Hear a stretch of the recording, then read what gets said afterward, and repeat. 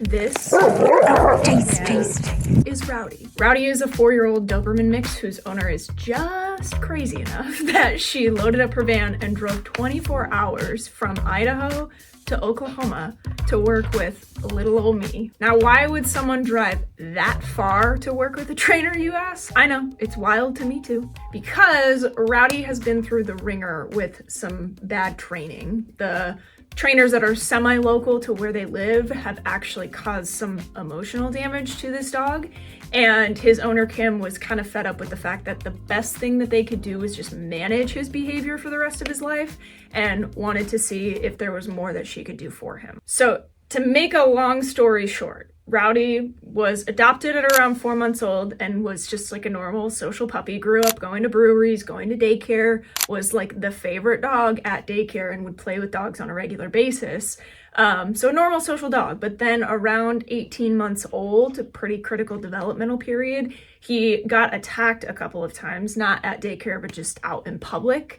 And that has led to him becoming pretty reactive towards other dogs, and then over time has kind of bled into him also being weird with people as well, specifically men, but he will bark at pretty much anybody in public that he doesn't know that tries to interact with him. Kim was pretty desperate for help, so she went to one of these franchise e-collar companies who only made things worse.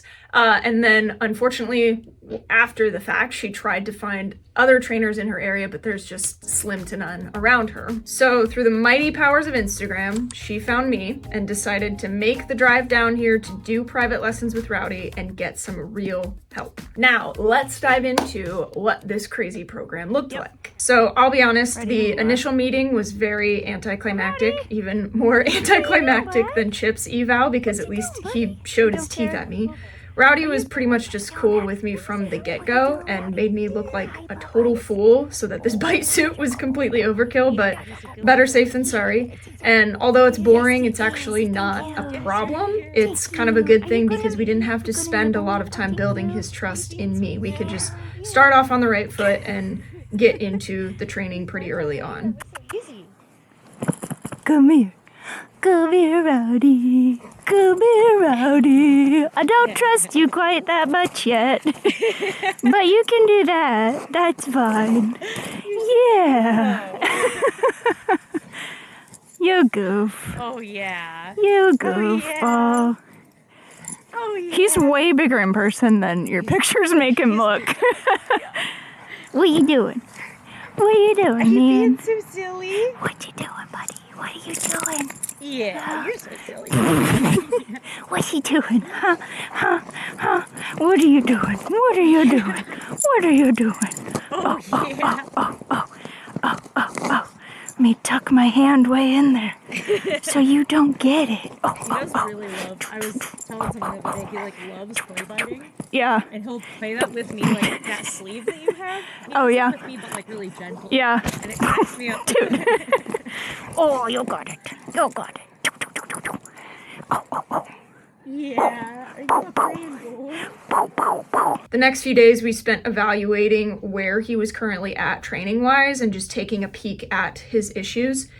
His play is kind of rough. That's something Kim has struggled with for most of his life, so we had our work cut out for us there.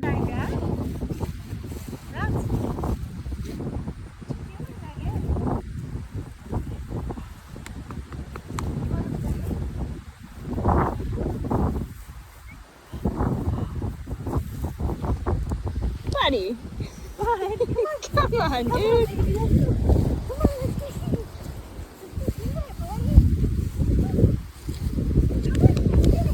His obedience is decent, but in my opinion, he just looked very flat. There wasn't a great attitude when he was doing it, and I guarantee that's from the previous training that he went through. He's a fence fighter. Do you want to say hi? No.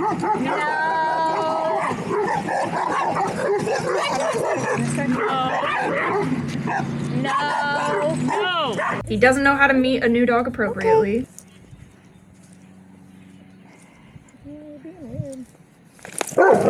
Taste. Hey, Rowdy. So mean. Rowdy. Dude. Hey! Hey! Hey! No. Dude! He would also explode at dogs when they were close by. Rather than like these. He barked at most of the people we saw at a distance, and for sure when they would come up and ask to pet him. So what is our plan for this guy? First and foremost, bring out the play as best as we can. We've got 4 years, which is probably rooted in genetics that are working against us, but we'll see what we can do there. Number 2, improve the obedience, the overall attitude in it, because that's just going to baseline make him feel better. We have to prioritize the emotions. Number 3, help him make dog friends appropriately. And number 4, be okay in the presence of strangers. If we can push him to accept being pet by strangers, amazing, but I'm not going to force it. At the very minimum, I need him to be around people and not barking his head off or trying to lunge at them doing anything stupid. Now, this is me talking to you from the future. It's been probably 6 weeks since Rowdy's program finished, so we're already done. But let me tell you, this guy was a challenge for me.